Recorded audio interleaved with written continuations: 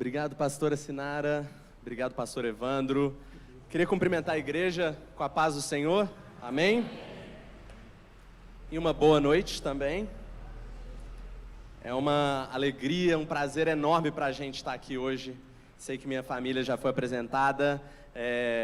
Um membro está faltando, que é o nosso pequeno Matias, que está no ventre da minha esposa, nosso primeiro filho.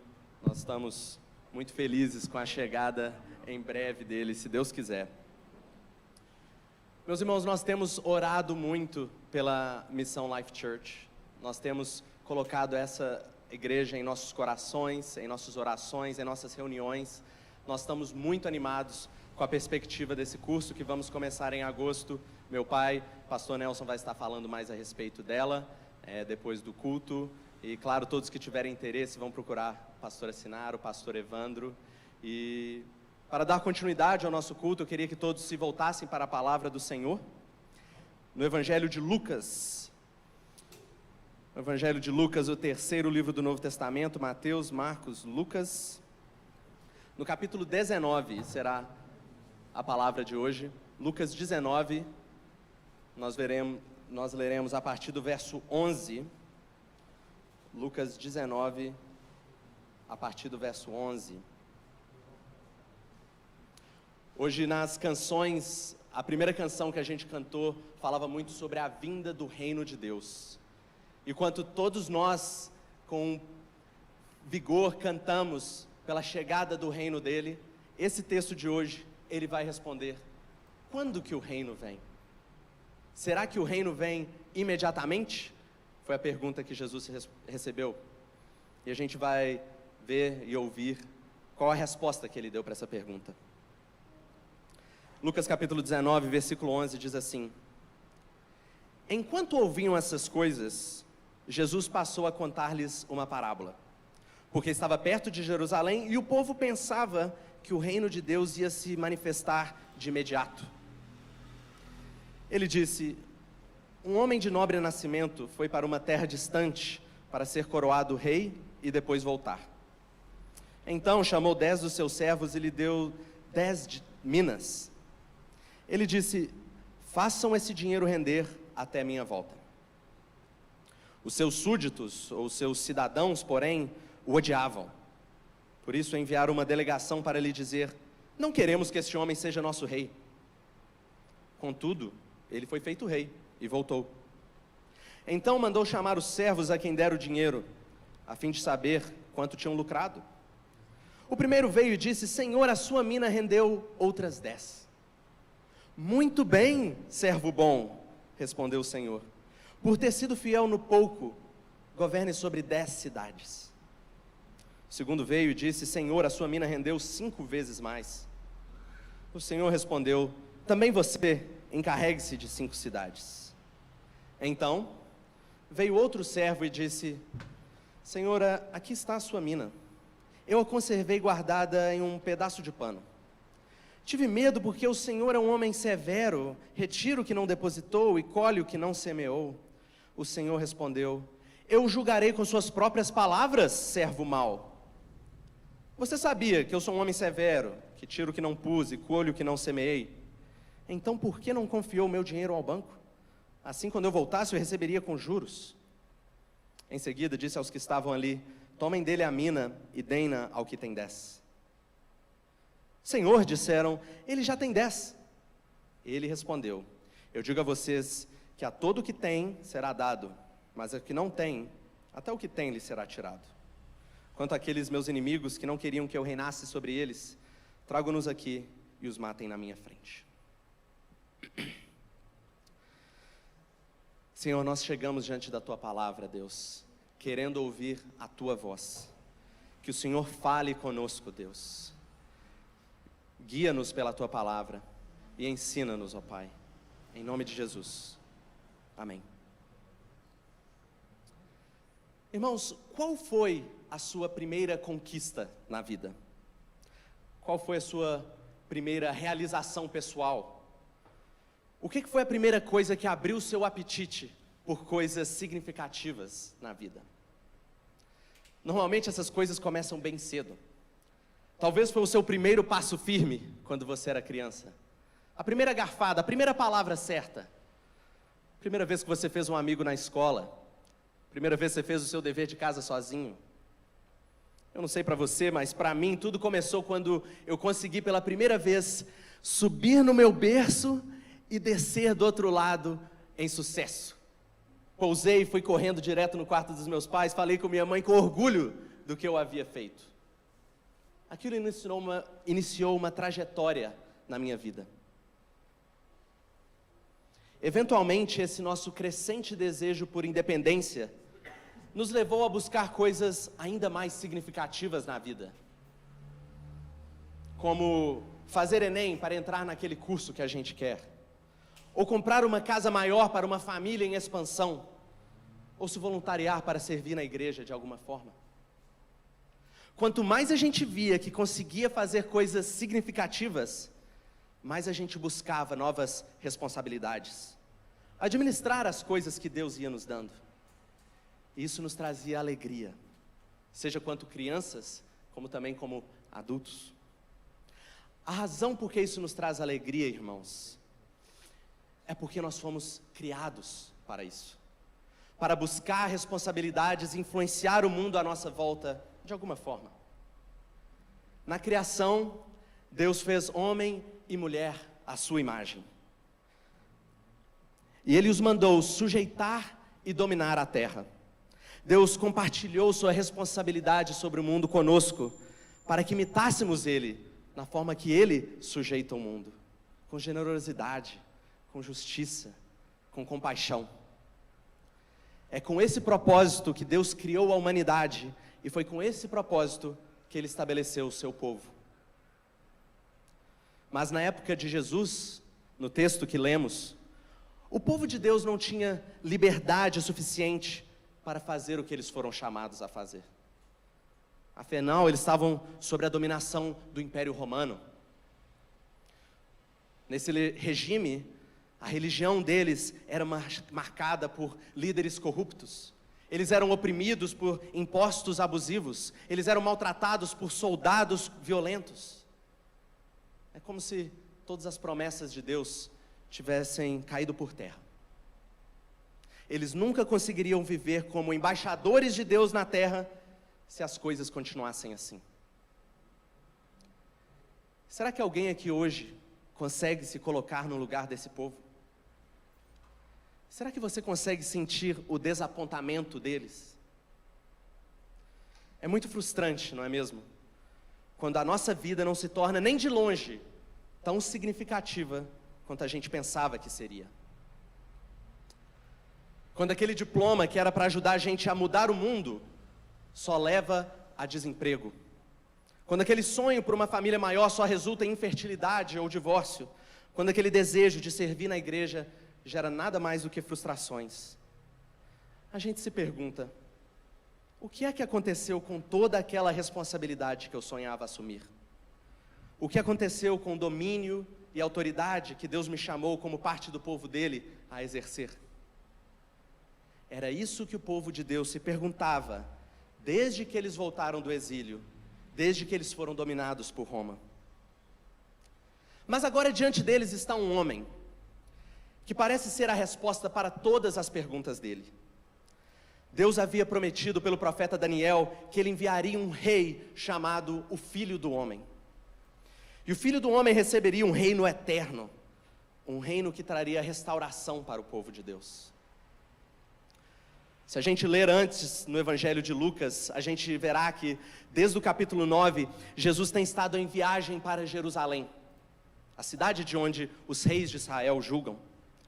Jesus tem mostrado todos os sinais de que Ele é realmente o Filho do Homem. E agora, no capítulo 19, Ele está na última cidade antes de Jerusalém. Ele está em Jericó. E olha o que Jesus disse a respeito de si mesmo, no versículo anterior ao texto que lemos. Versículo 10. O Filho do Homem veio buscar e salvar o que estava perdido. Imagine como esta frase soou aos ouvidos daqueles que estavam à sua volta. Se Ele é o Filho do Homem, será que o reino de Deus vai aparecer de imediato? Se o rei veio nos buscar, será que já podemos começar a reinar com ele? A parábola que lemos é introduzida no versículo 11 como a resposta de Jesus para esta pergunta. E se você prestou alguma atenção à leitura do texto, você sabe que existe uma resposta muito simples para essa pergunta. Não, o reino de Deus não virá de imediato. Mas Jesus não gosta de respostas simples, não é mesmo? Jesus entrega muito mais do que eles pedem. Essa parábola não responde só quando que o reino virá, mas também como nós vamos participar nele. Afinal, isso que é o mais importante, porque nós fomos feitos para participar do reinado de Deus. Então, com o tempo que nós temos hoje, irmãos, nós vamos primeiro caminhar por essa parábola juntos. Nós vamos tentar entender essa história que Jesus contou. E depois nós vamos passar a maior parte do nosso tempo refletindo sobre o significado dessa parábola. O significado dessa parábola para nós enquanto esperamos a chegada do reino de Deus. Vamos começar com a parábola. Jesus introduz essa história no versículo 12 como um homem se preparando para uma jornada. Verso 12: um homem de nobre nascimento foi para uma terra distante para ser coroado rei e depois voltar. Irmãos, no Império Romano era comum que pessoas de nobre nascimento que estavam destinadas a reinar tivessem que viajar para algum lugar, normalmente Roma, para receber a autoridade que eles iam ter para julgar no lugar onde eles moravam. Esse nobre está quase pronto para a viagem dele, mas antes de partir, ele quer garantir que o seu futuro reino estará pronto quando ele voltar. Então ele chama os seus servos para dar instruções para eles do que eles devem fazer enquanto ele está fora. Você pode imaginar que tipo de tarefa ele tem para eles? Afinal, é ano de eleição, aqui no Brasil. A gente sabe o que os políticos fazem em anos de eleição, não é mesmo? Tem aqui um terreno para você capinar, uma rua para a gente pavimentar para o povo ver, tem uma escola para a gente inaugurar. É esse tipo de coisa que político faz em ano de eleição. A gente pensa que é isso que ele quer dos 10 servos que ele chamou. Mas ao invés de qualquer uma dessas coisas que parecem mais importantes, ele entregou a cada um deles uma mina. Uma mina era um dinheiro da época. Cada mina valia aproximadamente 4 meses. Você pode pensar que para você e para mim também, 4 meses de salário é bastante coisa, né? Mas imagine alguém que é dono de muitas terras. Não estou falando só de um fazendeiro, estou falando de alguém que é dono de Contagem, alguém que é dono de Belo Horizonte, de Minas Gerais. O que são 4 meses de salário para um homem assim? O próprio nobre vai dizer no verso 17 que o que ele deu para os servos não era nada demais. Mas se o dinheiro não era significante, por que o nobre escolheu dar uma mina para cada um dos servos? Por que ocupar eles com essa tarefa? Jesus não nos conta de imediato. Tudo que sabemos que esse é o dinheiro do homem e que ele confiou cada um com uma mina com um propósito: fazer negócios, fazer esse dinheiro girar, fazer esse dinheiro render. Qualquer valor que ele tenha dado para eles agora, o rei espera que quando ele voltar haverá muito mais do que ele deu. E o homem sai na sua jornada para ser coroado, mas não sem enfrentar oposição. O verso 14 diz que por algum motivo os súditos ou os cidadãos daquele homem odiavam o seu futuro rei. A gente não sabe por que eles odiavam, mas os cidadãos enviam uma embaixada de representantes para ir pleitear o caso deles diante de instituições superiores. O intervalo entre os versículos 14 e 15 são só um espaço em branco nas páginas da nossa Bíblia. Mas a gente sabe que foi o que demorou mais tempo, não é mesmo? Quanto tempo a gente não sabe? Dias, semanas, meses, anos. E enquanto isso, 10 servos que ficaram para trás, todos com uma simples tarefa. Eu sei que eu ia ficar distraído com 1 milhão de coisas ao meu redor. Conta para pagar, menino para criar, culto para ir. Eu ia esquecer dessa tarefa. Mas não importa quanto tempo o rei ficasse longe, quando ele voltasse, eles iriam ter que prestar contas. Então, num dia como qualquer outro, eles olham à distância e veem o rei, com toda a sua pompa, com suas vestes reais e com a coroa na cabeça. É hora do acerto de contas. Então o rei chama todo mundo para o palácio, todos os 10 servos. E lá no palácio, um primeiro servo dá um passo à frente no versículo 16. Ele claramente está confiante. Senhor, a sua mina rendeu outras 10. Eu não culpo ele por estar confiante, eu também estaria, rendi 10. Mas talvez ele está confiante um pouco cedo demais. Afinal de contas, ele fez 10 a mais, mas é só uma mina, são só 10 minas, o que isso significa para um rei? E a gente não sabe, afinal de contas, que tipo de homem esse rei será. A gente tem o testemunho dos súditos do versículo 14, dos cidadãos, dizendo que eles odiavam esse homem. Não deve ser sem motivo. Então o que acontece a seguir é uma surpresa para todo mundo, até para o primeiro servo. Verso 17, o rei diz: muito bem, servo bom, por ter sido fiel no pouco, governe sobre 10 cidades. A gente pode imaginar o queixo de todo mundo caindo. Os servos se apresentaram pensando que era uma mera formalidade, que eles receberiam um obrigado, talvez um tapinha nas costas, mas algo muito mais significativo está acontecendo. Funções reais estão sendo distribuídas hoje. Agora para pensar nos outros servos que estavam na fila. Alguns escondendo o rosto com vergonha da oportunidade que eles estão perdendo. Outros com raiva, pensando, se eu soubesse que era isso, eu teria trabalhado mais. Mas alguns estão muito felizes, eles vão receber muito mais do que eles mereciam. O segundo servo se aproxima do trono. A mina dele rendeu 5.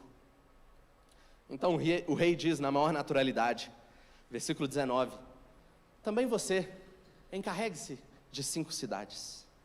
Que dia para os servos diligentes. Jesus não nos conta sobre todos os demais servos. Ele menciona apenas que então veio outro servo, no versículo 20. Sua tarefa era fazer negócios igual todos os outros servos. Mas este servo não trouxe nada a não ser uma desculpa. Verso 20, perdão. Senhor, aqui está a tua mina. Eu a conservei guardada num pedaço de pano. Tive medo porque o Senhor é um homem severo. Retira o que não depositou e colhe o que não plantou. Agora me diz, esse servo conhece mesmo o seu patrão? Ele conhece mesmo o Senhor a quem ele serve? Ele tem razão em dizer que o rei é um homem rigoroso. Foi isso que a gente aprendeu sobre ele até aqui? 10 cidades para o primeiro servo, 5 cidades para o segundo, nada de injustiça ou parcialidade, mas pelo contrário, generosidade abundante e autoridade compartilhada. O rei percebe exatamente com que tipo de servo ele está lidando. Verso 22, eu o julgarei com suas próprias palavras, servo mau. Você sabia, né, que eu sou um homem severo, que tiro o que não pus e colho o que não semeei. Então por que não confiou meu dinheiro ao banco? Assim quando eu voltasse, eu receberia com juros. Não, este outro servo realmente não conhece o seu mestre de verdade. Mesmo se ele conhecesse, ele não agiu como se conhecesse. E agora o seu mestre virou o seu rei. E o que é que o rei faz? Verso 24. Disse para os que estavam ali, provavelmente os outros servos do palácio, tomem dele a mina e deem-na ao que tem 10. Eu admito que essa parte é um pouco confusa. E aqueles que assistiam no palácio falaram pela primeira vez, mas, Senhor, ele já tem 10. Não importa, o rei diz. Verso 26, a todo o que tem será dado, mas ao que não tem, até o que tem lhe será tirado. Não é, meus irmãos, porque o primeiro servo fez 10, que ele vai receber mais. O que eu acho interessante da reclamação desse pessoal, é que o outro servo nunca chegou a ter nada que é dele mesmo. O rei não tinha dado uma mina como presente, mas era o seu dinheiro de investimento. O que recebe mais, não recebe porque ele já tinha 10, mas é porque ele representa alguém que conhecia o seu mestre de verdade e que administrou os seus recursos de maneira fiel. Então ele recebe ainda mais. Nunca foi sobre o valor. O rei tem recursos em abundância. Para aqueles servos que são fiéis, não há limites para a sua generosidade. Mas para aqueles que agem como se não o conhecessem, que desprezam suas funções e fazem pouco caso dos seus recursos, até o que esses servos acham que têm, lhes será retirado. O último servo não vai ter nenhuma participação no reino. E ele não está sozinho. Os cidadãos ou os súditos que desapareceram desde o versículo 14, eles estão de volta para a última cena. Agora a gente sabe com certeza que o preconceito deles a respeito do homem nobre estava totalmente errado. Ele era um ótimo rei para o seu país. Eles teriam florescido sobre a autoridade dele, mas eles desistiram da chance de desfrutar do seu reino. E assim, eles descobriram um outro lado desse rei. Verso 27. Quanto àqueles meus inimigos, que não queriam que eu reinasse sobre eles, tragam-nos aqui e os matem na minha frente. O fato dele ser um rei bom e generoso, não quer dizer que ele vai ignorar qualquer ameaça ao seu rei ou ao seu povo. Ele precisa proteger a integridade do seu novo reino. Ele é um rei justo, e essa não é uma democracia. Os cidadãos ou esses súditos recebem, ironicamente, aquilo que eles pediram no verso 14. Eles não quiseram que aquele homem reinasse sobre eles, e agora eles nunca mais vão poder aproveitar do seu reino.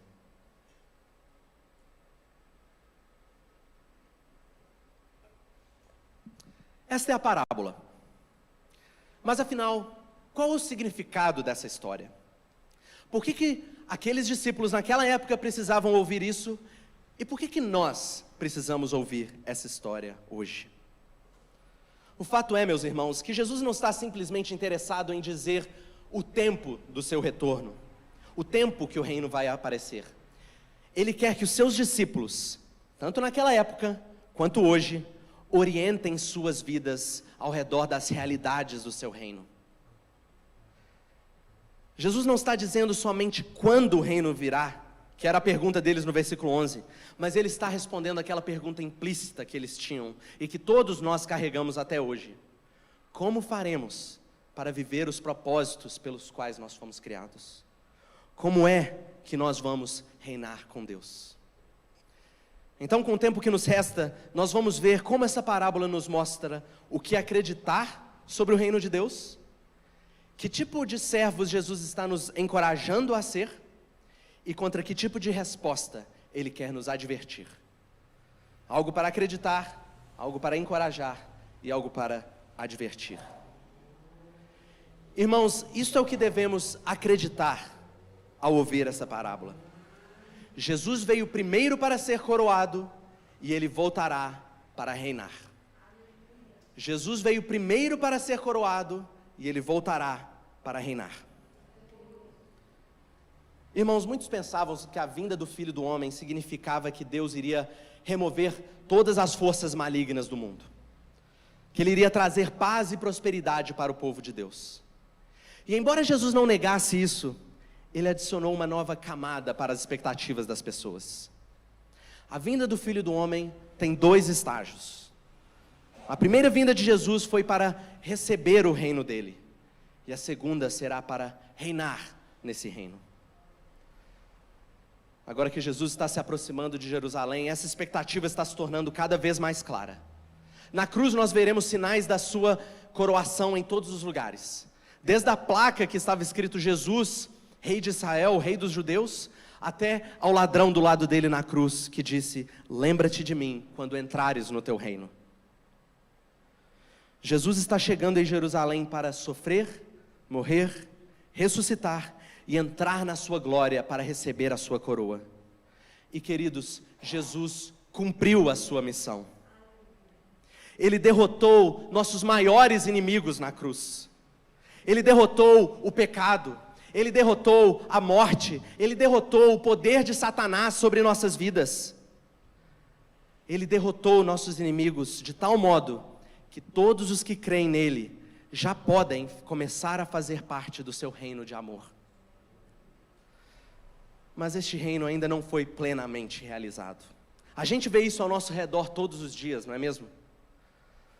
As forças malignas do mundo físico e do mundo espiritual são visíveis à nossa volta, em nós mesmos e ao nosso redor.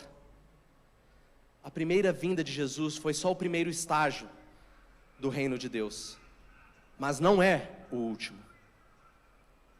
O reino final de Deus não será consumado até que Jesus volte, até que o rei volte para reinar. E você pode se perguntar, por que eu preciso saber disso? Será que isso é só mais informação? Por que isso é importante para nós? Irmãos, é só porque Jesus veio e cumpriu a sua missão que nós podemos confiar que Ele vai voltar. Jesus cumpriu a missão da sua vinda e Ele cumprirá a missão do seu retorno.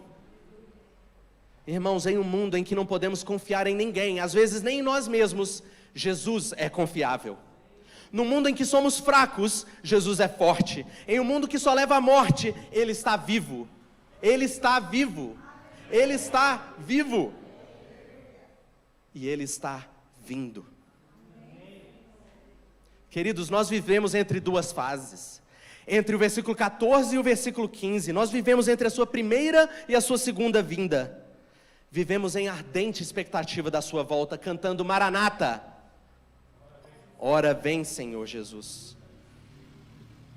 E esta parábola nos mostra não somente que Ele virá, que Ele certamente retornará, mas o caráter do seu reinado quando Ele voltar. Jesus é um rei bom e generoso. Quando Jesus voltar, o seu reinado não vai ser para roubar, matar e destruir, mas Ele virá para compartilhar o seu reino conosco, irmãos. Você crê nisso? Ele virá e nós reinaremos com Ele para sempre, como o livro de Apocalipse diz. Jesus veio primeiro para ser coroado e Ele voltará para reinar. Se é isso que a gente deve crer ao olhar para essa história, o encorajamento da parábola é que servos fiéis vão receber recompensas abundantes. Servos fiéis vão receber recompensas abundantes. Irmãos, esse é o aspecto mais importante dessa história.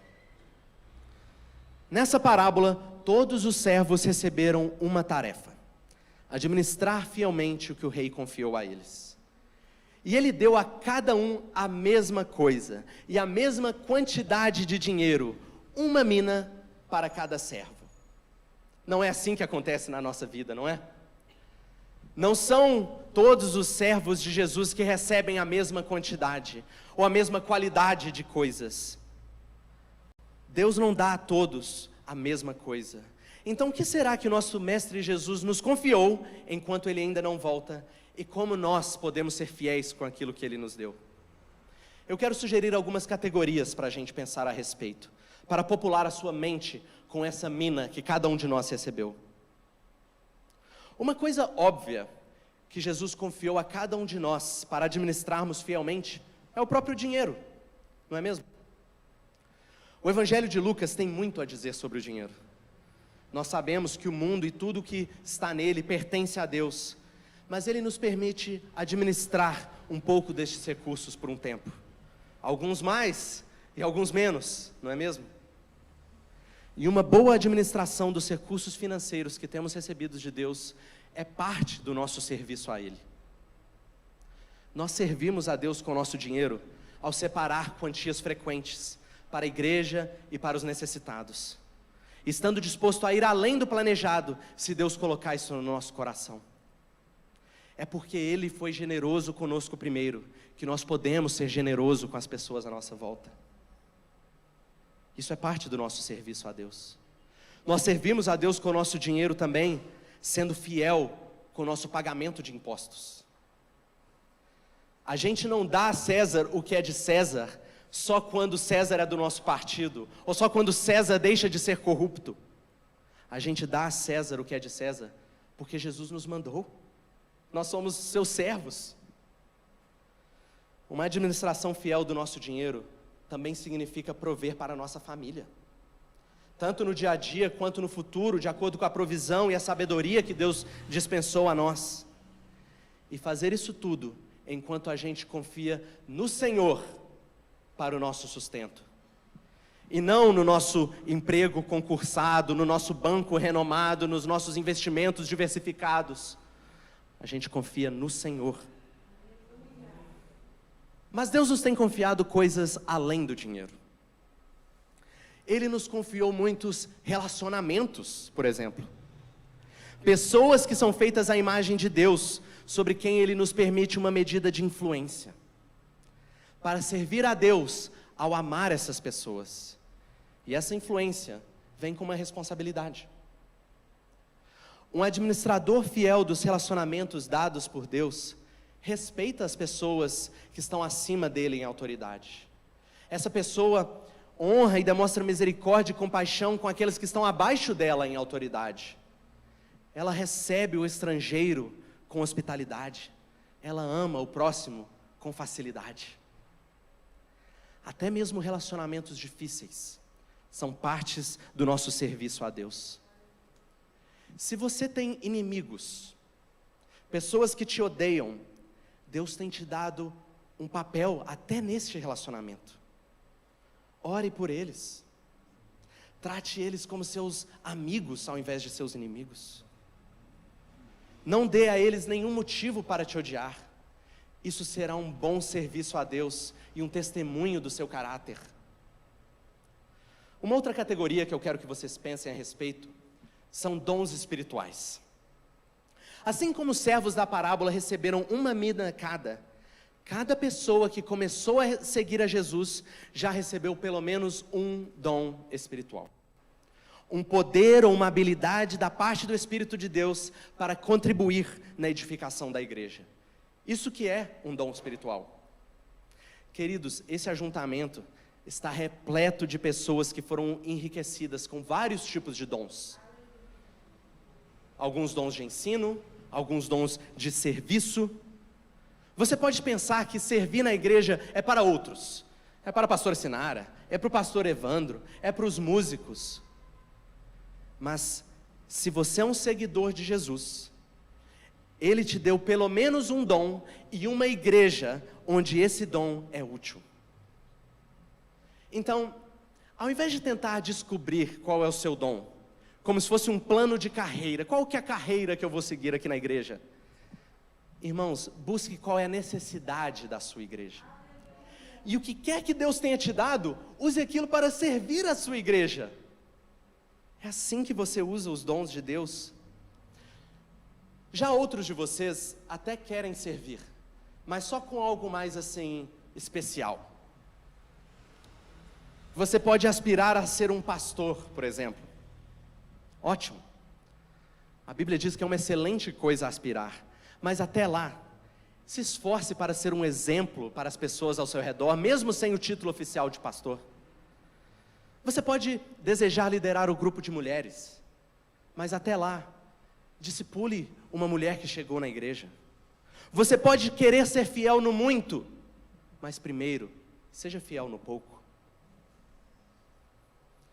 Irmãos, Jesus só requer fidelidade. Ele não requer resultados. Jesus não precisa de servos extraordinários, que fazem coisas incríveis, melhor que todo mundo. Ele já é extraordinário o suficiente para a missão Life Church. Ele já é suficiente para a igreja em Contagem. Ele já é suficiente para todas as igrejas do Brasil e do mundo. Ele não precisa de servos extraordinários. Ele é o rei e nós somos os servos. Eu espero que isso seja libertador para alguns de vocês. Porque a verdade é, meus irmãos, que se Jesus não requer coisas espetaculares de nós, isso quer dizer que as suas chances de agradar a Deus com seu mero estudo bíblico são tão grandes quanto aquele que tem um doutorado em teologia. Se Jesus não requer servos impressionantes, e só servos fiéis é o que Ele deseja, isso quer dizer que suas chances de agradar a Deus com suas pequenas ofertas de um trabalho que talvez não paga tanto quanto você queria, são tão grandes quanto um milionário que doa milhões para a igreja. Irmãos, essas são apenas algumas áreas que o Senhor nos confiou, que representam as milhares de coisas que Ele nos deu para o serviço a Ele. E aqueles que são fiéis com o que quer que eles tenham recebido, podem confiar que Jesus irá recompensá-lo.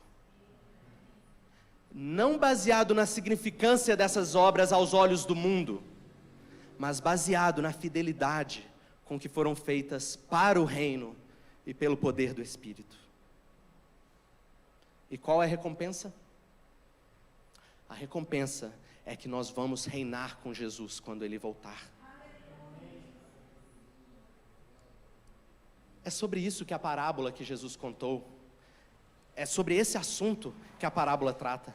Nós fomos feitos para reinar no mundo com Deus. E Jesus veio para buscar aqueles perdidos que creem nele e os seguem, para os transformar de escravos do pecado a servos de Deus. Mas, meus irmãos, eu sei que muitos de nós, ou até todos nós, não somos capazes de fazer nem metade daquilo que a gente gostaria de fazer para o reino. Até mesmo as coisas significativas que éramos capazes de fazer, podem estar começando a escorrer das suas mãos, escapar dos seus dedos. Eu penso em todos aqueles que já viveram o suficiente para ver toda aquela independência que vocês passaram a vida tentando conquistar, aos poucos perdendo lugar na sua vida, você precisando de mais e mais assistência dos outros. Eu penso naqueles pais que cuidam de filhos especiais, que nunca vão fazer aquilo que outras crianças conseguem fazer. Eu penso também naqueles que desperdiçaram parte da sua juventude, se escravizando a diversos vícios, e agora se veem empacados na vida, presos sem ter onde ir. Qual é a palavra de esperança que Jesus traz para os seus servos que não têm nenhuma perspectiva de fazer coisas extraordinárias aos olhos do mundo? A esperança, meu irmão, minha irmã, é que o pouco que Jesus confia a você hoje será abundantemente multiplicado quando Ele voltar. O rei confiou 10 cidades, aqueles que receberam uma mina. Então, como é que Jesus vai recompensar o seu serviço fiel quando Ele voltar? Eu não sei exatamente como será isso, mas eu imagino. Eu convido você a imaginar comigo. Talvez você não tenha imaginado o suficiente as recompensas de Deus. Reinar com Deus no novo céu e nova terra, talvez será manifestado na oportunidade de cantar louvores a Deus com um corpo restaurado. Um corpo que nunca funcionou do jeito que a gente queria deste lado da eternidade. Talvez reinar com Deus na nova criação será como uma disponibilidade infinita de tempo para investir em pessoas, para adorar a Deus sem pressa, igual a pastora Sinara falou hoje. Reinar no reino restaurado talvez signifique finalmente utilizar suas habilidades de pai, suas habilidades de mãe, que você nunca conseguiu usar da forma que você queria aqui na terra. De novo, eu não quero presumir que eu sei exatamente como será isso, mas essas recompensas são prometidas a nós, para que sejamos encorajados a servir o Rei Jesus, encorajados a servir o reino com o que quer que tivemos. Talvez a razão por que você ainda não assumiu a sua vida de servo de Jesus é porque você não considerou essas recompensas o suficiente. Ou você está mais preocupado em construir o seu próprio reino. Talvez você tenha vivido para receber a recompensa de homens. Se esse for o seu caso, você está perdendo o seu tempo. A única aprovação que você realmente precisa, a aprovação que você foi feito para desejar, é a voz dele no último dia dizendo: muito bem, servo bom e fiel. O encorajamento desta parábola é que servos fiéis receberão recompensas abundantes. Mas a parábola, ela não termina em encorajamento, não é mesmo? A gente bem queria que sempre fosse assim, terminar num alto tom, terminar igual um filme da Disney. Mas essa não é uma dessas histórias. Jesus conclui com uma advertência. Uma advertência forte que vem das consequências do último servo e dos cidadãos ou dos súditos do versículo 14. E a advertência é essa, meus irmãos: aqueles que se opõem a Deus ou ignoram seu reinado, não vão nem participar do seu reino.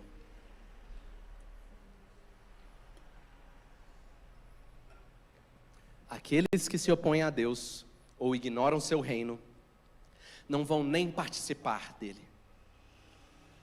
Meus irmãos, a parábola que lemos mostra que herdar ou receber o reino de Deus significa servir ao rei. Não é um adicional, não é algo opcional, está no centro da coisa.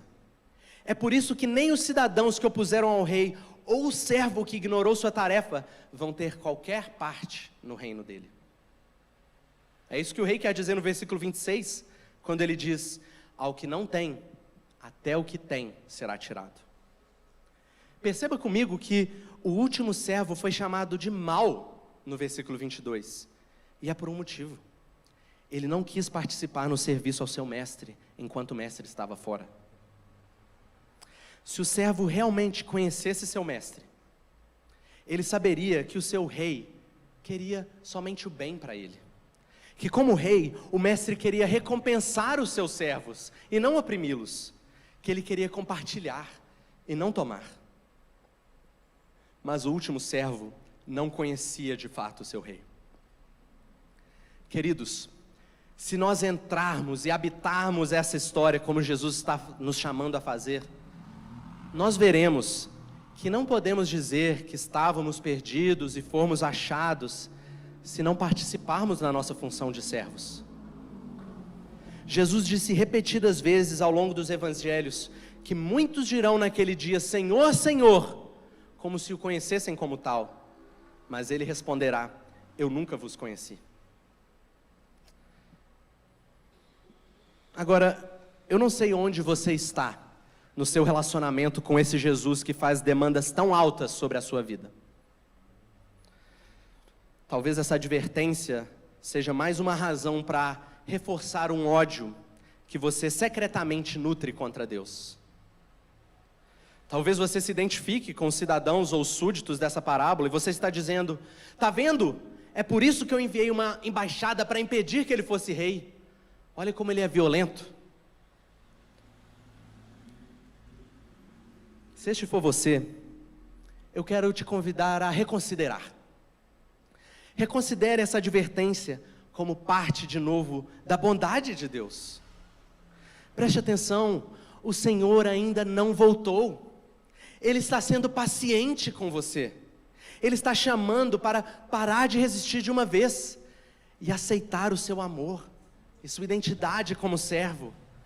Ele está sendo paciente com você. Ainda há tempo. Para outros aqui, eu imagino que essa advertência seja difícil de ouvir. E se eu não estiver sendo um bom administrador das coisas que Deus me confiou?